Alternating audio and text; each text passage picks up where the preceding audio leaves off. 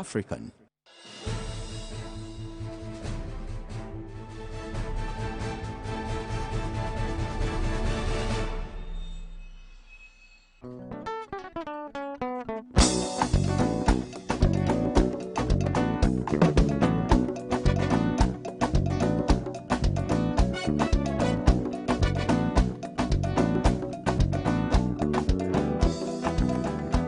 Hello, welcome to tonight's edition of the show. Today, I'm coming to you all the way from WINNEBA, right here at the Windy Bay Lodge Hotel. This weekend, Ghana's Socialist Forum of Ghana becomes Socialist Movement of Ghana. Now, we as socialists are excited about this transition, but what does it mean? What does this name change actually mean for the organization, for the people of the organization, and for the broader society, for Ghanaians, for Africans, and for everybody, you know, all peoples of the world? Today, our task here is simple. We will try to capture the registration process as delegates coming from within the country and from across, you know, all the other countries. We will try to catch the expectations of the people who are coming in. Like I said before, both locally and internationally, we want to understand what this institution or this organization would look like going forward in terms of a structure, in terms of elections, things like that, this constitution. Perhaps more importantly, we want to understand what a socialist society would look like.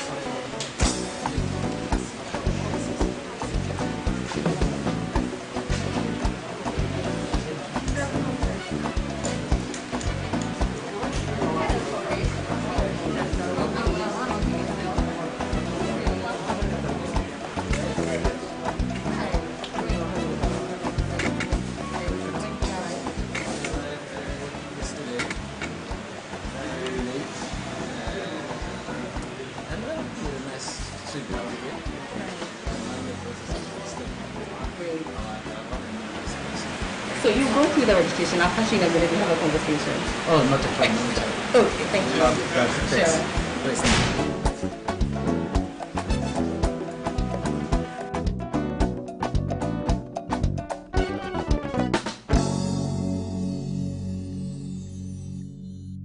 Welcome back to the show. Welcome back to the show. Good evening. We are still here in Windy Bay in WINNEBA. Like I told you before, this is where, you know, the big conference is happening, where the Socialist Forum of Ghana is transitioning into the socialist movement of Ghana. Now, for us as socialists, this is a big deal, or it is supposed to be a big deal. It's supposed to be a very historic event. But why? Why is this important? That really is our conversation this evening. Why is it important? What are our expectations of this transition? What does it mean? You know, and why should you be interested, socialist or not? So this evening, we have already met our guests. We met them when they were registering, you know, for this conference, coming from 3 different countries, our comrades from other parts of the world, all stationed here. I'm interested to know what their expectations of this conference are.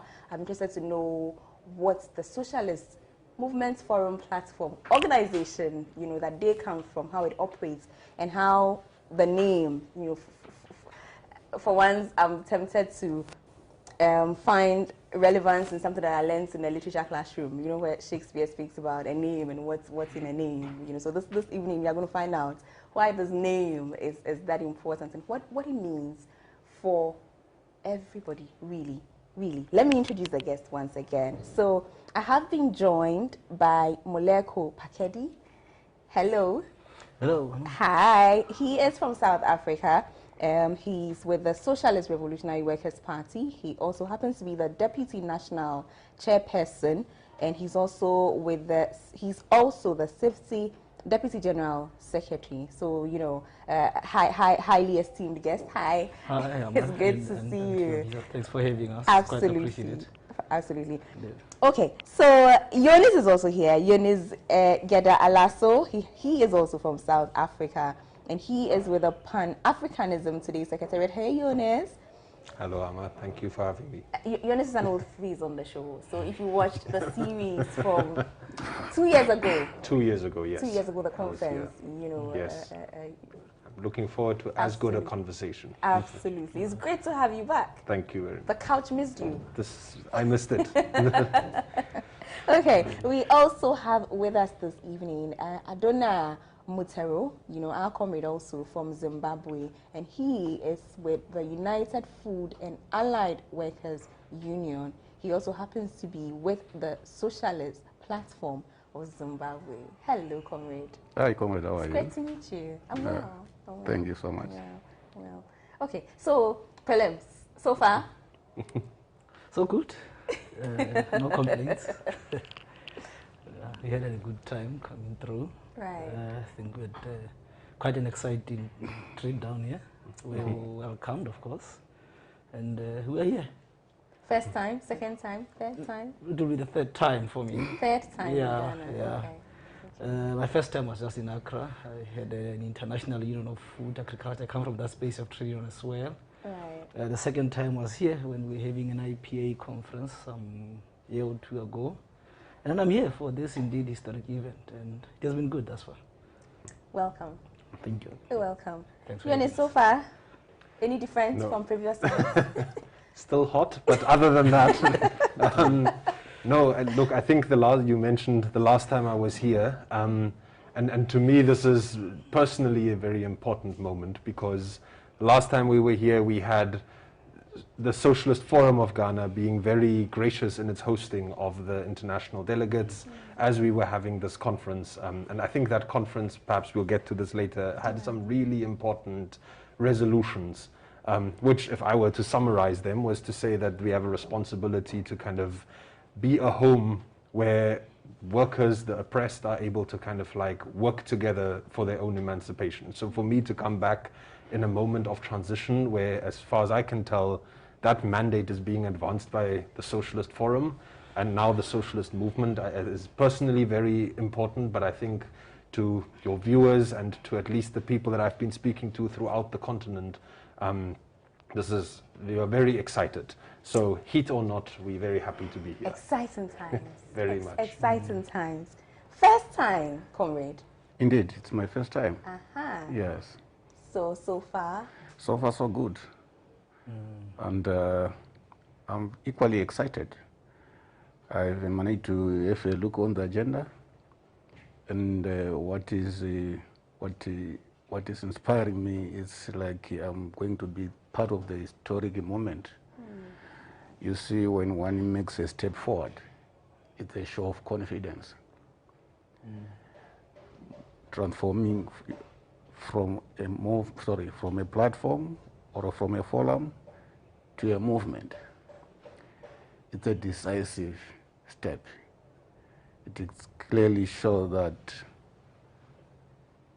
the people of Ghana, under the banner of Socialist Forum, as it was then, have decided to make the decisive move towards total liberation, towards ending of oppression. So, honestly speaking, I heard my fellow comrades saying that or stating that this is their first, second, third, but I think I'm equally going to benefit even from the previous misses. Because the agenda of the previous committed to this agenda. Absolutely. So I'm very much excited and I can't wait. We are excited to have you here also, and once everything is over, we'll have a conversation about, food and everything else. Sure. Once everything is over. Eunice has tried tilapia, so I won't ask you what I'll ask you. Okay. So let's come to this conference and the agenda for this conference. I'd like to start the conversation from the organizations that you come from, Let's start from there. So for instance, let's start with the Social Revolutionary Workers' Party in South Africa. You have also gone through some transitions.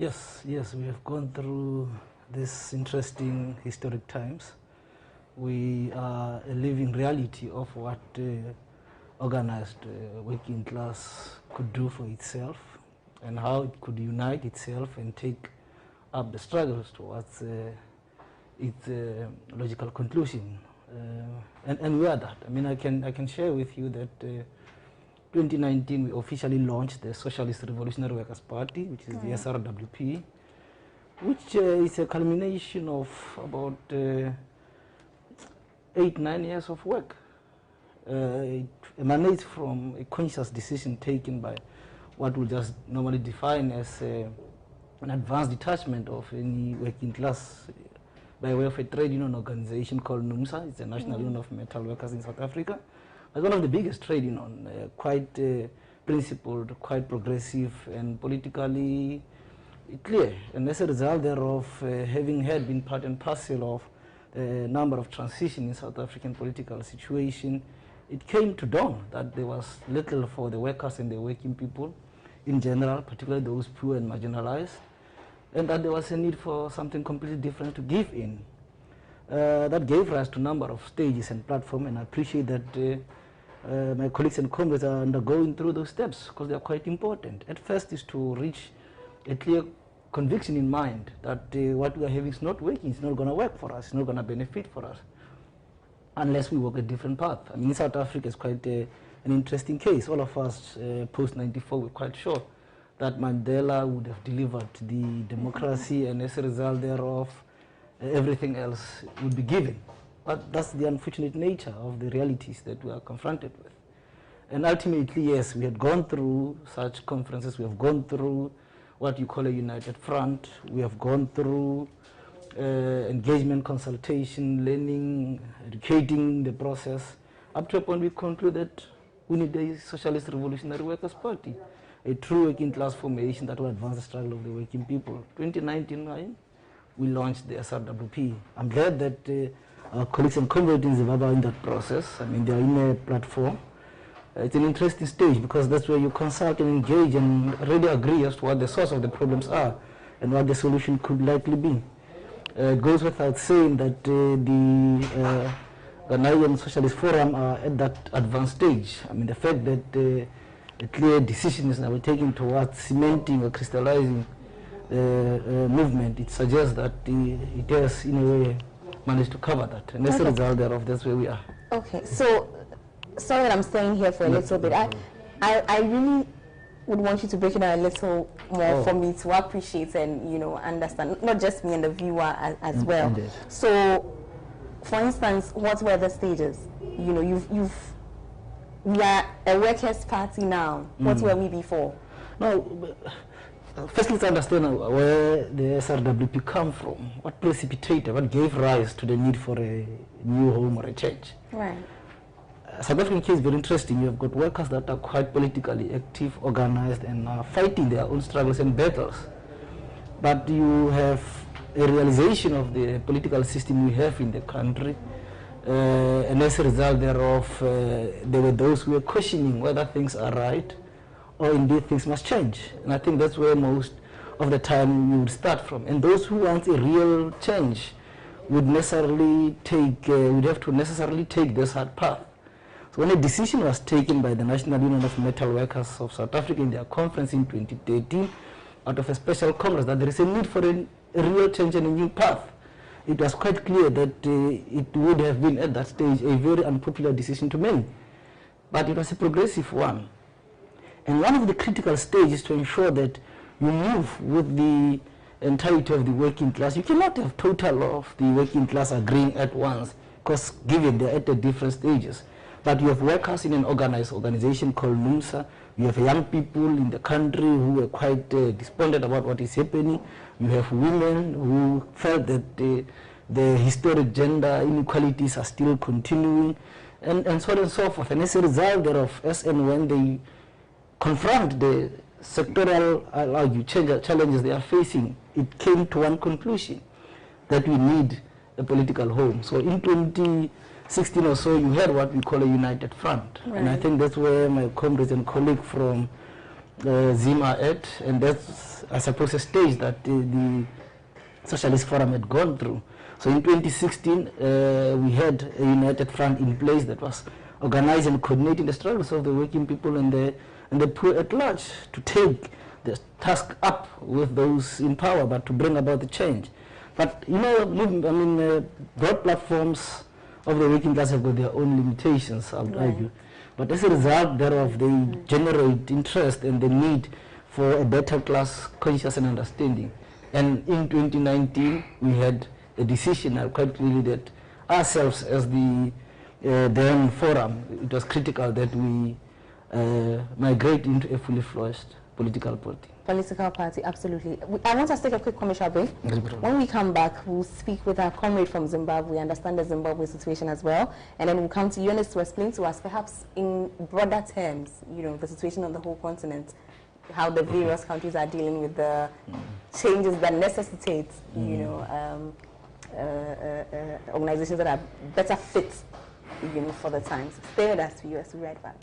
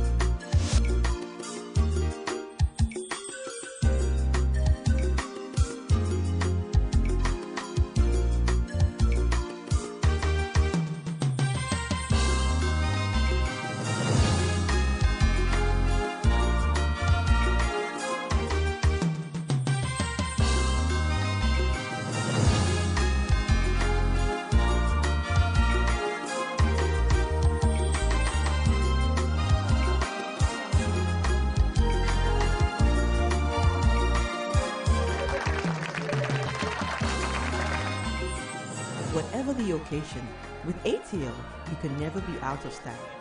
ATL, bringing fabric to life. Every day he looks after his brother and chases a bus. Every day he looks after his brother, chases a bus, and learns new things. Every day he looks after his brother, chases a bus, learns new things, and gets back home. Every day he looks after his brother, chases a bus, learns new things, gets back home, and helps his mom. Phew. That's why every day he needs his cup of Milo filled with the nutritious goodness of malt, milk, and cocoa. Milo, the energy to go further. From Nestle. This advert is FDA approved.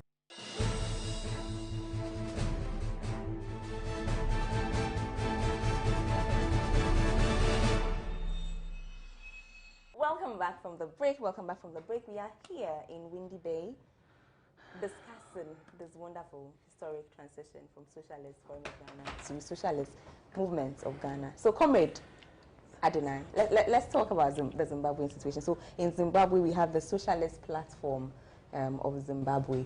At what stage are you, you know? Yeah, basically we can say we are still at the foundational stage. Right. We are still at the, trying to put the first bricks. But that's really strange for me, because Zimbabwe is predominantly a socialist state, isn't it? Correct me if I'm wrong. I don't agree with you. Okay. What we have been seeing in Zimbabwe, they are nationalist, revolutionary nationalist, not revolutionary socialist. Right. I understand the Zimbabwean situation if divided the international community. With those who are in the developed countries, who are in the left, but from the developed countries, taking Zimbabwe and the Zimbabwean government as a progressive socialist country. That's not correct. Yes, we understand. Maybe perhaps they were being persuaded by the anti-imperialist rhetoric by the administrators of Zimbabwe as a representation of the practical thinking of the administration. So indeed, I have to repeat and to make it clear to the listeners or to the viewers that no, Zimbabwe is not a socialist country, neither is the administrators. Yes, of course, I understand they are revolutionary in theory, they are socialists in theory, but that's not it. That's a whole conversation. Indeed. That's a whole conversation. But let's come back to the organization. You're telling us that yes, it's because of that now, because of that. Right. Because of that. Zimbabwe is one of the richest country in Africa, endowed with a variety of minerals. But if you go to Zimbabwe today, you see a gap between, a huge gap between the haves and the have-nots. Right. Because of that, and that cannot happen in a socialist country. That divide cannot happen in a socialist country. Now I understand the point you're making. Right. If you go to Zimbabwe today, if you check on the books of those public listed companies to see the amount of profit they are making and compare it with the average minimum wage in our country, you again agree with me that Zimbabwe is not a socialist country. What we are seeing in Zimbabwe is a combination or in a whole alliance between the so-called administrators of Zimbabwe, who are, in my view, are managing the interest and in the interest of corporate interests. So because of that gap, huge gap, it becomes inevitable to change the status quo, to replace the status quo. There is no dispute that indeed Zimbabwe is a rich country, so is Ghana, so is any other African countries. Suppose the natural capital of our respective countries is being equitably or equally shared. But because there are those, probably the 1%, who are eating the 99% of our respective national cakes, this is what the comrades from South Africa, the comrades from Zambia, the comrades from probably say Cuba, Peru, they are fighting against. They are fighting not to be like capitalists per se, but they are fighting for equality, equal distribution of what? Of the natural resources, equal access to the natural resources. But we need a tool. We need a vehicle. The masses need a vehicle to achieve that. But what vehicle? World over, what we are seeing are capitalist, neoliberal political parties. To me, that vehicle, because eventually, for us to change the system, you need to capture the state power. But the question, as I already alluded, what vehicle do we have to use to do that? So this morning, I just discussing with my fellow comrades to say, there are those internet activists who can just say anything. So there was a comrade who was trying to relate the history of Che. And then someone said, so you support coups? If you ask me the same question, I will say yes. If it is a coup by the majority, in the interest of the majority, yes, I will take that coup and I support that coup. And I don't think it will be a coup per se. So, this is exactly, we need a vehicle. Whether like suppose there are certain among the viewers that those who are against coups. It's just a term to me, but the question is, what is the objective of that coup? I want to understand the tool, your tool, you know, the socialist platform, forgive me, of Zimbabwe. I just want to appreciate the stage at which it's at. At least we know that in South Africa, we are now a full-blown political party. I want to appreciate, you know, I just need that appreciation first. Then we'll get into the mandate and what is actually happening within these organizations and for the people. Thank you. As I already said, we are still at the building stage. Right. As you can see, but the name itself means a lot. A platform. A platform. Yes, of course, we may give different definitions, but a platform when you are trying to describe the meaning, or to define the word platform, you also try to check about the numbers involved, which can be accommodated in on or at a platform. I can see there's one being which is being built there. It cannot accommodate every Ghanaian there. There's a limited number. So it is a stage to build on for instance, something. how old are you? We are just 3 years now. 3 years. 3 years now. Okay. 3 years, very young. Very young. We started, but what is important is who or other stakeholders who initiated that platform. You will notice that this initiative was started by 3 organizations, and all of them are working class organizations. Right. We've got a farmers organization, small farmer organization.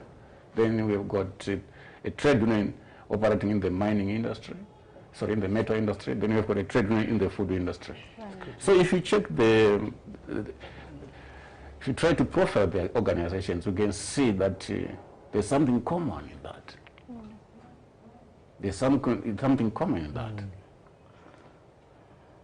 Perhaps it is fighting for economical things, etc. But obviously there's now a realization that whatever they're fighting for cannot be won if they don't have a political tool, Right. which my fellow comrade just said, a political. We are not yet there. And here today, as I'm here, probably amongst all other people here, the socialist platform, as I'm representing it here, is going to be the major beneficiary, because I'll be taking notes. Absolutely. Because I'll be taking more notes. Absolutely. Let me bring in Eunice at this point. So, Eunice, let's talk. All the different countries have very peculiar, very unique organizations. In some countries, there are 2 or 3 organizations. Correct me. Sure, agreed. Right? I see some structure now. Please feel free to correct me at any point. My vision might be blurry. Who knows, right? I see that now there's structure. There's an end game. I'm not sure just what yet, but I'm hoping that you bring some clarity there also. But at least even in the names, you know, so all of these, and I'll use the Zimbabwean example, all of these, and even the South African example, so the unions, various unions with socialist, you know, Orientation. thank you, with that orientation, all now sort of coming together under, you know, with a big socialist, you know. The situation in Ghana is that it's always been the Socialist Forum of Ghana for over 20 years, I think, right?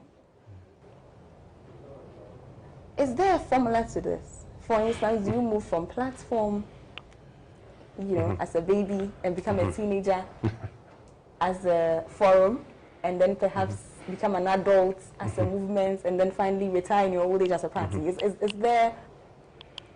there a structure that we are following, or are the countries you know, just... So I think what happens is that, because you're right, there's a lot of, if you look at it at a distance across the African continent, we are seeing an emergence of organizations, and they take slightly different forms. It's a movement here, it's a union there, it's a platform here, but there's this emergence of movements. And I think what is helpful perhaps is to trace back to what are the conditions that we seem to have in common across the African continent, which in the context of which we are seeing these movements emerge. And I think I want to pick up on one of the points raised by Adi. Africa is a rich continent. Historically has been rich.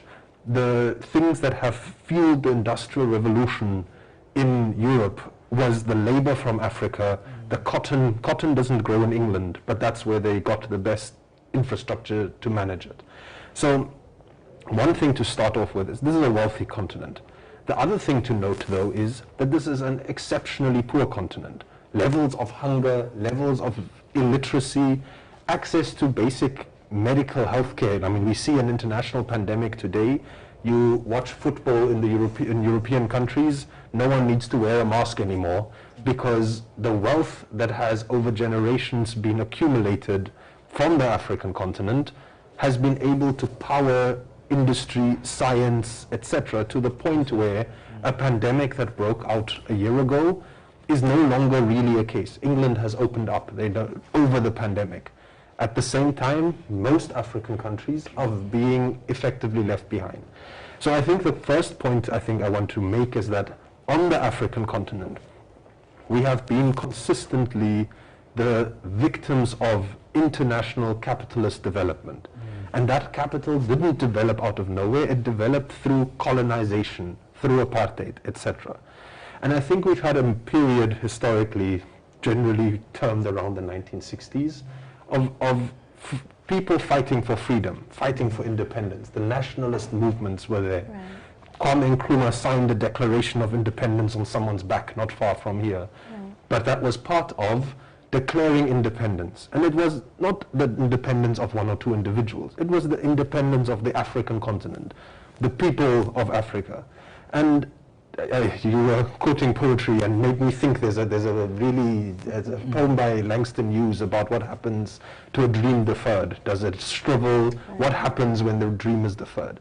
Effectively, a consistent pattern we see across the continent is that there was a dream that accompanied the liberation movements in all countries. In South Africa, 1994, Zimbabwe, 1980, Ghana, 1959 and 1960, and this was a period that the masses of the continent were fighting for freedom. And that freedom was to a large extent obtained. But the same thing that Nkrumah in 1973 warned about neocolonialism, about the risks of saying that yes, you can vote, but the wealth is going to continue to flow in the exact same direction it was flowing in during the colonial period. That principle is the one that has been a consistent principle throughout the African continent. And what has happened is effectively the dream of freedom has been deferred indefinitely by the national bourgeoisies of our countries, what Frantz Fanon called the comprador bourgeoisie, the people who are the administrators of the state in the interests of international capital. But coming to your question, and I apologize for getting long to get there, is that why are we seeing a proliferation of movements? And these movements are coming as a result of people saying we're not willing to defer this dream indefinitely. We're not willing to say that freedom must come at some stage, but we don't know when.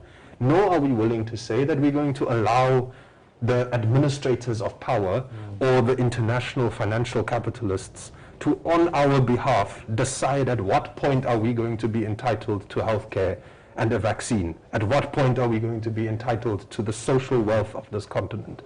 And therefore saying that ultimately, and a few weeks ago in South Africa, where I'm from, it became abundantly clear to the whole world that when people take power into their own hands, nothing can stop them. Right. And this is, I think, a realization we're seeing everywhere. So people are organizing themselves, organizing their own power, because they realize that ultimately their voices will remain silenced until they speak up. And this is, I think, what we are seeing, and we are seeing these movements. And I don't think there's a pattern that says you spend X number of years as a foreign, then you graduate to this, then you... But what does happen is that because of the similarities in the socio-economic conditions of our countries, we are finding similarities in how people are responding to those conditions. And in those responses, the tendency that I am seeing is one of people are realizing that freedom will come from themselves and from them organizing their power together, whether as labor, whether as a peasant organization, and at some stage, the specific issues that they are fighting about converge into broader issues. And that convergence, in my view, is a socialist convergence. A convergence that says that ultimately the wealth of this continent has to benefit the people who are the people of this continent, but more importantly, the people who produce the wealth of this continent. The workers who are producing the wealth that is being sold elsewhere should be the ones who are able to afford. And what we call socialism can also really be translated to dignity. Because what people want is a house, they want to send their children to a decent school, they want to be able to take their families and make sure that they're not having to go to sleep hungry. I mean, these are basic human needs. And the struggle ultimately is for that life of dignity, which shouldn't be denied to anyone, but sadly continues to be. And I think this tendency that we are seeing on the continent, and that we are involved in trying to push and forward and accelerate, and hence the kind of historic moment that we are in, not just for Ghana, but for the entire continent, is that what we are seeing in Ghana is really inspiring the rest of us to say that taking these bold moves of saying that we want to fight for dignity, we want to understand the world we are confronted by, and we want to change it for the masses. Those two elements of a mandate that we are seeing here is something that we're finding inspirational and is what we are encouraging, and we want to see this, because ultimately being under the boot of Western imperialism, frankly, every day that Africa spends there that it doesn't have to spend there is a day too long. Absolutely, absolutely. Now, my next question is, going through the, program, for this weekend, not to give anything away, but there are going to be conversations around, formulating a constitution, international relations, the youth, women, and things like that. I'm curious about how you organize, because then it gives me a sense of how the socialist movement is going to be organized. These are perhaps the broad themes. And I'm just picking on a few. These are not the only ones, but the other ones. So, the constitution, obviously, for the organization, international relations, youth, women, and all the other areas. But I'm wondering about how, and perhaps I should start from the platform and then we'll come to the political party, because I feel it's it's all right. How are you organized? Are you organizing also around these? Yeah, I think that is where the real issue is. How do we organize, or how are we organized? And the basis of your organizations is also centered around that kind of arrangement. In SPZ, Socialist Platform of Zimbabwe, we are organized through what we call collectives, what we term collectives. In other organizations, probably may call them departments or organs, I don't know. I think the Ghanaian socialist movement also has collectives. Oh, you've got collectives. Yeah. But now we have got a collective for youth, for women, for land and dignity, and we have one for international relations. We have another one for culture, should be culture. But of course, then we have another one dealing with finances and something like that. Yeah, but we didn't put it like finances, about economic and research and so forth. Right. Yeah. Then we do have the coordinating committee of consisting of 6 comrades. But the real work now is decentralized into collectives. So the activity or the programs of SPZ are run by the collectives, or through the collectives. That's how we are organized. And also in those collectives, it is also within their purview to communicate. Because our struggle is both at sectorial, national, regional, international. So at times we have got a collective in a particular, which is handling an issue that contains that particular section. It is the responsibility in communication with the coordinating committee for that collective to communicate and also try to organize interventions at that level. Right. Yes, yeah. But everything, of course, though they'll be in charge of that intervention or of that program, it remains a program or an intervention of the whole organization. Okay. Okay. Now let me come to the party. I'm guessing that these are stages that you have gone through. As a political party now, I'm imagining that organization will be slightly different. Do you still have the collectives? In Ghana, it's decentralization, but it's decentralization, I think, with geography rather in mind, instead of, because I think there's the WINNEBA collective, there's the, so it's more geographically. Do you still have that? A party at its launch congress, right, which is what we are going to be having during this coming couple of days. As its launch congress does, amongst others, adoption of its exact name, its colors and what it stands for. It then adopts its constitution, and the constitution will lay out how the structures are going to be and how membership is going to be processed. Beyond the conference, you would have what is called resolutions that emanate from various commissions that are going to debate certain topical areas. It's about how, as a party, we are going to be responding to the challenges facing our people in the country at that time. And I suppose that's going to be the case here. And they are going to be looking into the broad spectrum, i.e. from young people, women, students, including workers in general. So the expectation from the conference would be they'll move out of here with a set of resolutions, and this set of resolutions will represent the aspiration of those who are at the conference. But they would have debated these things way before today's conference. So it's a matter of putting a proposition and motivating it and winning over the debate probably, and eventually having that set of programs. Beyond the conference, you are seated with structures.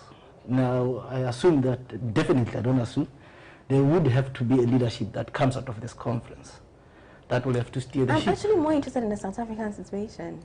The South African situation is exactly the same. In my mind, in my mind, this is the future. so this is me I'm trying to open the window to the future through. I'm with you, I'm 100%. I'm a product of a conference election. Right. In our launch conference 2019, I was elected as the Deputy National Chairperson. And the Deputy National Chairperson is part of the leadership collective of about 1, 2, 3, 5 of us. So I would assume that definitely there will be an emergence of leadership elected at this conference to steer the ship. And I believe you would have what you call the central, Politburo, just the select of really tried and tested comrade to run the day-to-day affairs of the organization. And then you have a broader executive committee in the form of a central committee. I get the sense of similarities there. And thereafter you can now have a number of sub-commissions that drives certain areas of the organization. Mind you, this is now a fully fledged organization. Constitution is important, decided and adopted policies are critical, so is the case with the resolution. But what is important about this kind of organization is the kind of organization you would want to be. We don't want to be any other organization. We don't want to be any other South African situation. You have 1, 2, 3, 4 parties that to an extent says we are for socialism, we are a communist party. Then SACP, which is one of the longest communist party that was launched in 1921. I was a member thereof. One sentence. It is captured in the belly of the nationalist movement. It's part and parcel of the system. I would argue that. I mean, I can justify why I'm saying so. Recently, you had a new EFF. EFF, I just call it the program of the ruling party. It emanated from a youth wing of the organization that wanted economic freedom in its lifetime. Its leadership wanted to impose that program in the mother body they dealt with. Hence, you have a EFF. It doesn't get the sense of how the socialist platform in Zim is coming up. It doesn't have the same feature as how the SRWP came up. This comes from what I repeat, indeed advanced detachment of the working class, and there's a particular reason why it's so critical to have that appreciation. NUMSA is a trade union, there are trade unions. These are at the forefront of the exploitation and oppression of the class of the day, in this case, the capitalist class. They get to organize themselves into trade union and understand the basics of what democracy is, the basis of what the source of the exploitation is, and what likely could be the solution to their problems. But what's important that comes with it is having now a clear political understanding and to have ideological clarity on those questions and what the solution is. The solution in our case is not a different form of a democratic system or a new party. It's a destruction of the current system, basically, and having a complete new system altogether. And this is what we are about. And that's the unique element that I think you will find. And I'm quite confident listening to my colleague from Zim, and I'm quite confident looking at the program that we're on a correct path. We need a real change. We don't need a mix of this and that. And that real change is a complete departure from what we have experienced thus far. What we have got through the colonial and slavery times, at least in South Africa, the apartheid times, and a failing democracy of the past 3 decades. Right. We don't want to have a situation of that nature perpetuating, where majority of the units put the point quite correctly. Majority of our people are suffering. They are poor in a rich country. They are poor in a rich continent. It doesn't just make sense.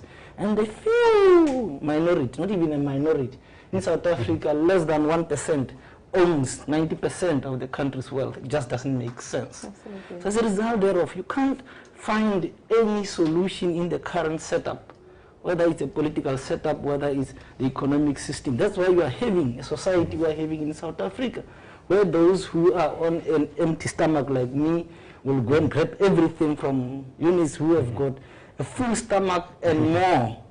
And people start to find a way of interpreting that. And I hope we'll address that because it's critical that we understand the transition in South Africa, the relevance of the party and the work that has been done in Zim, the work that has been done here in Ghana, and to what strategic political objective is this heading to? Absolutely. So let's move along really quickly. Eunice, my question to you is, as we are sort of evolving this way, and I like what Comrade is saying about we don't have to follow the status quo.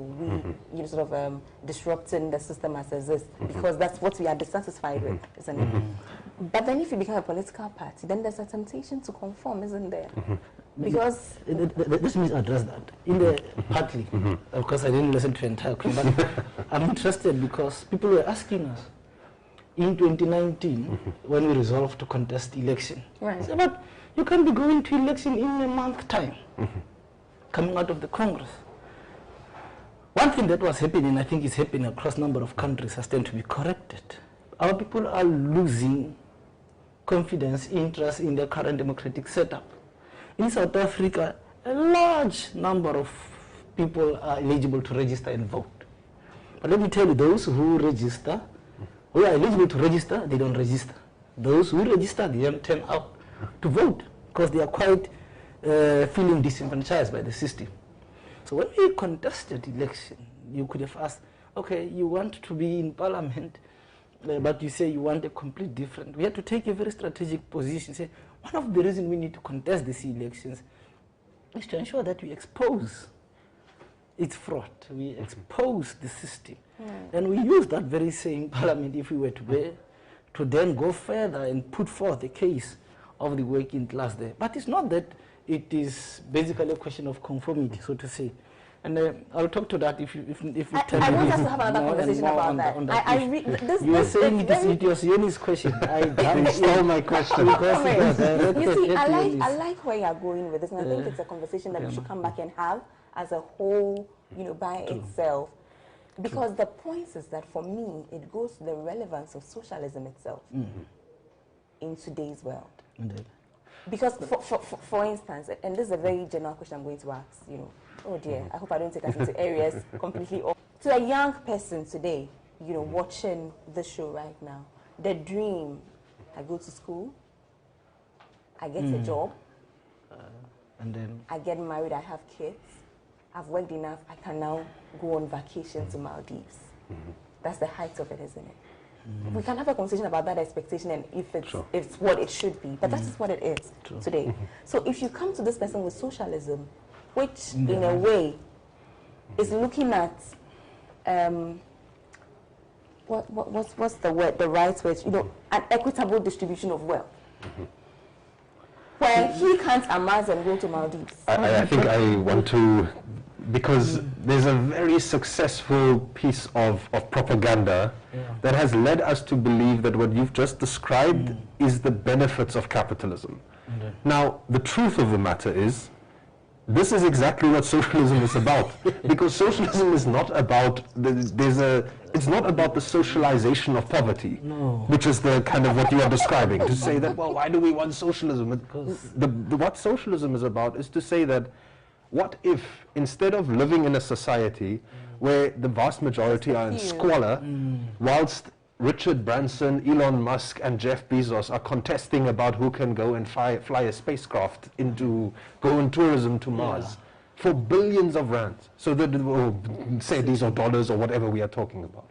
So the truth of the matter is, and this can be kind of scientifically, we can do a mathematical exercise to say, if we were to live in a world where we produce not for the purposes of a small group to accumulate wealth and put it in their back pockets, but rather if we were to produce for the purposes of providing a dignified life to all, what would that world look like? Well, it would be a world where instead of working 16, 17 hours in a sweatshop, you can work for 4 hours, then go read a book, then go study, then go have time with your family. So the kind of equality that we are talking about is not the equalization of poverty.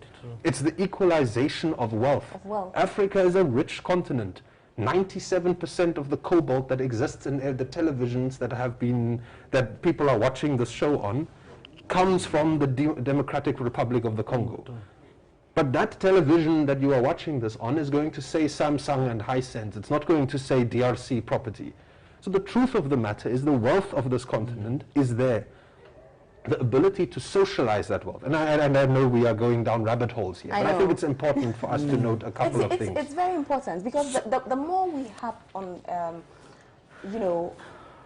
not perpetuating what exists, people then start to think also social disruption. And then again, the question then becomes, who wants change when I don't know what this change looks like? So for me, and I want us to come back and have this conversation, because I think it's also important. What would this dream of a socialist society, what would it look like? I don't think that we have sold ourselves well enough on what this dream is. And if we don't know what that would look like or what that looks like, then the propaganda still looks good, doesn't it? Absolutely. And I think understanding or defining for ourselves what are the elements of the future we want for ourselves, I think that is an important part. But I think the other point, to just come back to something we were discussing earlier, this tension between are we asking for a seat at the table or are we asking for a change of the system? These are perceived as two different views. Now my assessment, based on conversations such as this one all across the continent, is that, and the world for that matter, is that, look, our task here is, and I kind of started this with my first input, that there is an incomprehensible contradiction on this continent between the wealth that exists and the squalor people live in. In order to resolve that contradiction, what that means is for people to empower themselves. So these collectives that you are talking about is about not just about discussing ideas on a couch. It's about saying, what are the momentary struggles that people are confronted by? People are not able to send their children to a school because this has been privatized. People are not able to have access to water and healthy food and a decent, dignified place to live in. So what the task of the socialists is, not to read books and write essays. The task of the socialist is to advance the ability of those people to have a more dignified life. At the same time, to understand that whilst we are fighting for better housing in this community and electricity in that community, we also recognize that the reason why those things don't already exist is because there is a system that we are confronted by which benefits only a few. And therefore, the day-to-day task is to connect those day-to-day struggles with a larger struggle for a society where wealth has been socialized, not poverty. Not poverty. Maybe just to throw maybe to a question. If I heard you clearly, you are saying the youth of today maybe they've got some doubts about this socialist society, it is something like that. Maybe that's the kind of mindset which needs to be dealt with. But how do we deal with that? could be the question. Maybe we can assist that kind of question, critical, fundamental question, by just trying to look at our history. Why did we go to war? Why did Kwame Nkrumah and his generation decided to wage the struggle? Why? If you read the manifestos of those national liberation movements, they were talking of socialism. Then you talk of Moja and something like that. So the struggle for socialism is not starting. It's not starting today. They've been always there. When you're talking of oppression, do we really understand each other? Could be the question. Unless if you say oppression by black is different from oppression by white. We're not fighting for shelter unless if you are saying there is no, it's not an offense if that conduct is being perpetuated by a black person. But those are, when I talk of land, access to land. Remember, those are some of the issues which caused the war for liberation. When you're fighting for education, it wasn't there. And if people have to wage a struggle for free, not just access, free education. But where are we today? The system has been privatized. Education system has been privatized. So what we are seeing today, we are still oppressed. Even worse than our grandfathers. The freedom we have today is to decide to move freely from one oppressor to another oppressor. No wonder you see today people from Zimbabwe, they're going to South Africa to do what? To be oppressed. So I don't think, maybe that would be my view, to say it should not appear as if we are trying to start something here. We have to deal with the unfinished business of the struggle for what? Against oppression, against imperialism, it is and something like that. It's unfortunate that the national liberation movements, they changed the maximum program of the struggle. The maximum program wasn't only limited to political power. It wasn't. It was not even on the agenda. The agenda was economic. But they diverted. Like what Comrade Onion just said, the fight wasn't about getting a table, to be part of that setup. No. But this is exactly what we are seeing. And which could happen. No wonder why I like the demonstration given by Comrade Fake when he said, if you go to South Africa right now, majority of the people who are supposed to be eligible to vote, either they are not registered, or if you take from their previous one, they probably didn't even participate in the election.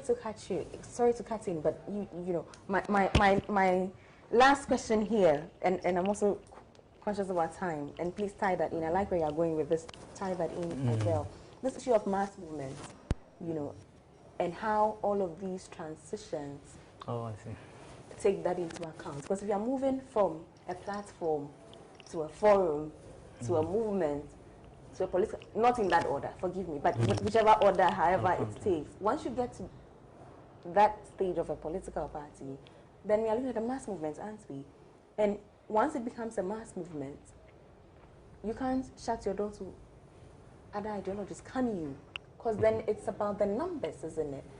And for me, isn't that when I made the point about conforming earlier, this is what I meant actually. Because it gets to a point, it is about numbers. Because you want to get into parliament. You want to smash a system, but you need to play the system to be able to smash the system, isn't it? Not necessarily. Not necessarily, okay. I'll come to that. Sorry. Go ahead, Conway. Yeah, you see, I'm not so sure. A written attempt in put it Yes, I this appreciate way. that all of you disagree with me. Let's just make a reference to the Bolsheviks. It was actually a massive movement. If you go to South Africa right now, majority of the people who are supposed to be eligible to vote, either they are not registered, or if you take from their previous one, they probably didn't even participate in the election. Sorry to cut in, but you know, my last question here, and I'm also conscious about time, and please tie that in. I like where you're going with this. Tie that in as well. This issue of mass movements, you know, and how all of these transitions. Oh, I see. Take that into account, because if you are moving from a platform to a forum to a movement to a political, not in that order, forgive me, but whichever order, however it takes, once you get to that stage of a political party, then we are looking at a mass movement, aren't we? And once it becomes a mass movement, you can't shut your door to other ideologies, can you? Because then it's about the numbers, isn't it? And for me, isn't that when I made the point about conforming earlier, this is what I meant actually. Because it gets to a point, it is about numbers. Because you want to get into parliament. You want to smash a system, but you need to play the system to be able to smash the system, isn't it? Not necessarily. Not necessarily, okay. I'll come to that. Sorry. Go ahead, Conway. Yeah, you see, I'm not so sure. A written attempt in put it Yes, I this appreciate way. that all of you disagree with me. Let's just make a reference to the Bolsheviks. It was actually a massive movement. Right. But you try to profile the characters there. You find the leadership were very clear, or was very clear ideologically. So in a movement, there are layers, in my view. They are supposed to be what? Layers. But they should be a core, which is clear, ideologically clear. In as much as I believe everyone should be ideologically conscious, but we would not expect, I'm not so sure how many, or the population of this country, say it's 30 million. You can't expect, even if they are to be members of the socialist movement of Ghana, you should not expect them to be at the same level. You can't expect that. Right.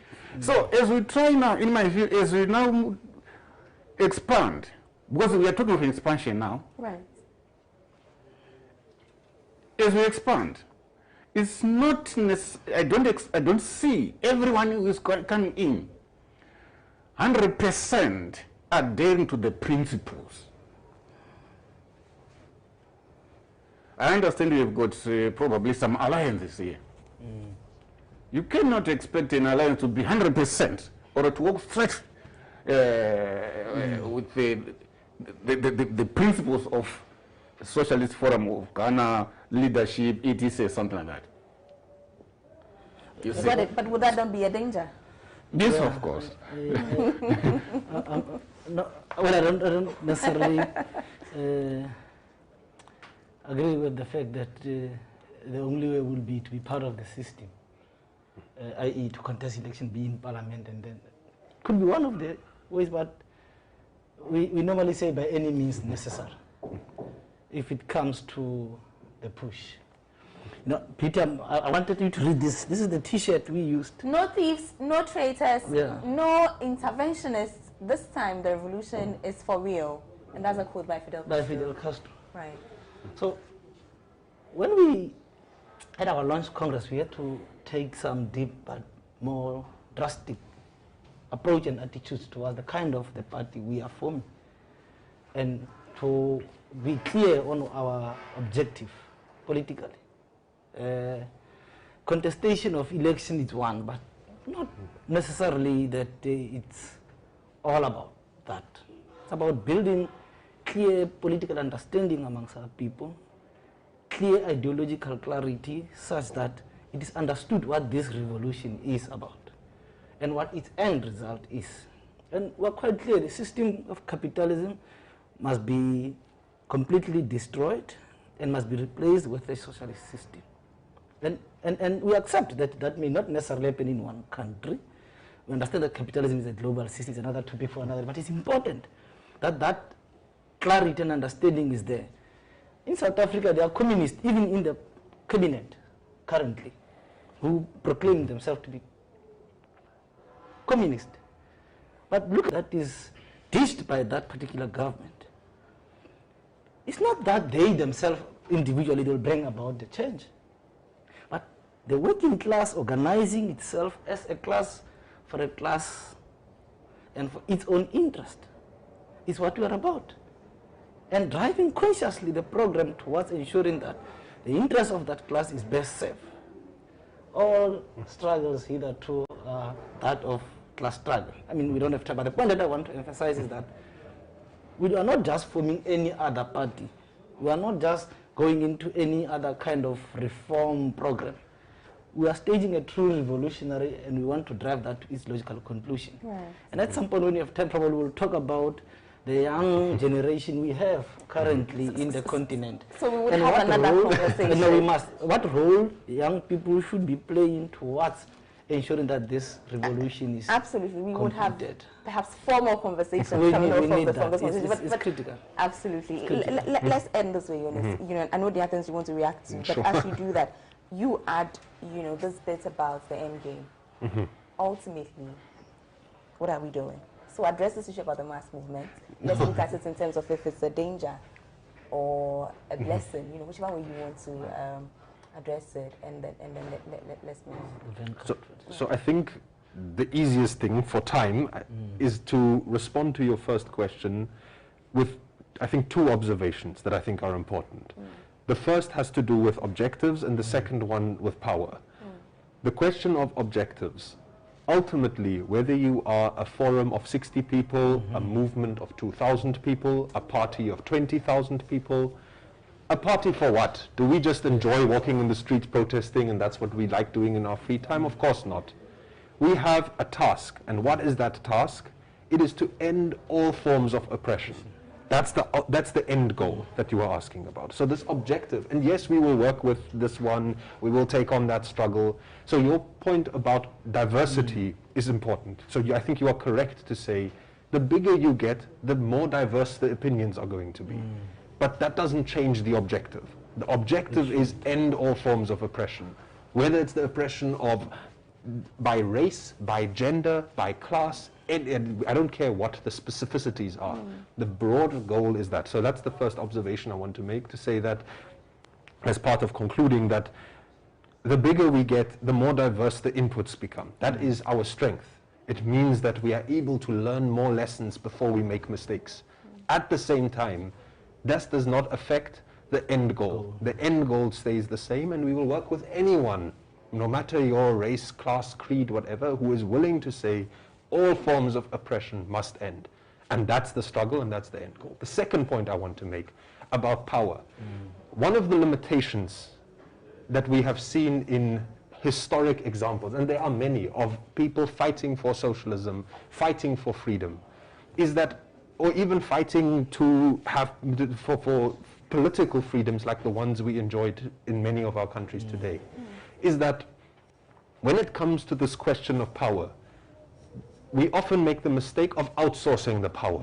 We think that there's some messiah who we will vote for who's going to bring change. Or we think we are going to hand over the work that we have done in our liberation movement to to a specific organization that is going to take us to the promised land. The truth of the matter is those routinely and consistently fail. And why? Because the power to decide on the future must be with the people. The people have to decide what kind of world is this, where once every 5 years I make a cross next to a face, and by virtue of that have decided every single decision that I want to be made. The truth of the matter is democracy in the truest sense means that people rule. not rule once every 5 years, every 50 years. It means that the people in the day-to-day have the power. So the people sitting in front of their televisions watching today, the future we have, that we are struggling for, that the socialist movement of Ghana is struggling for, that the SRWP is struggling for, that SPZ is struggling for, the consistent thing is that the objective is all oppression must end. How does it end? By the way in which we organize our collective power as people against those forces that bring about that oppression. And I think, to me, that's where I'd end, because I think that is where we are heading in this Congress. Absolutely. So great expectations. You know, I think I get a sense of, you know, all the expectations that you have. At least from my comrade here, I think he's expecting some structure. You know, proper constitution, elected executives. Correct me if I'm wrong. Ultimately, if it happens, fine. But if it may, it's a process that must be undertaken. We must have the necessary patience to build a real alternative. So we ought not to just rush into that, but it's important that that gets cemented. Absolutely. Jonas, expectations. I didn't get a clear sense of your expectation of this. Expectations is that this, we come back in 5 years' time and see this as a milestone in true democracy and true end to the exploitation of the Ghanaian people and the people of Africa. Absolutely. I'm not sure I got a clear, you know, I can't put into words your expectations. I think we are learning, but at the same time also I would expect, having made the decisive step to upgrade the status of the political tool, I would expect also during the resolution formulation to see a resolution to do with the contest of power. Resolutions. Yeah, that's right. Absolutely, absolutely. So resolutions, constitution, you you are looking at the future in 5 years' time. Where are we going with this? I think, but for now, I think what I expect is that the people from the socialist movement of Ghana, as well as the people who are joining them here internationally, can recommit themselves to building a United States of Africa under socialist rule. My goodness, that's a big dream. That's all. That's a big dream, isn't it? That's a big dream. Thank you so much. Thank you so much. I mean, from all of our conversations, I would say that the biggest message for me here, you know, my takeaway would be the fact that whatever it is that we are doing, that ultimately we affect the society such that people would question what exists now and perhaps engage differently. Am I wrong? Would that be a bad takeaway from this conversation? That people engage differently with the system that exists now, with the right information. So sort of whatever it is, be it a party, be it a platform, be it a movement, be it a forum, that we are engaging with the people such that they have a better appreciation of what should be, and so they engage with what is, with a great understanding of what should be. Would that be a good? I'm happy with your Thank way you. forward. Thank you so much, Commissioner. We'll come back and, you know, discuss if our expectations have been met or not. That sounds great. Great. Thank you for watching. We are in Windy Bay. We are here for our rebirth, you know, the rebirth of the Socialist Forum of Ghana, the socialist movement of Ghana. We're having a series of conversations. Finally, we will decide if all of our expectations have been met and the way forward for all of us as peoples of this world who should be aiming for an equalization of wealth and never an equalization of poverty. I'll see you next week. Bye.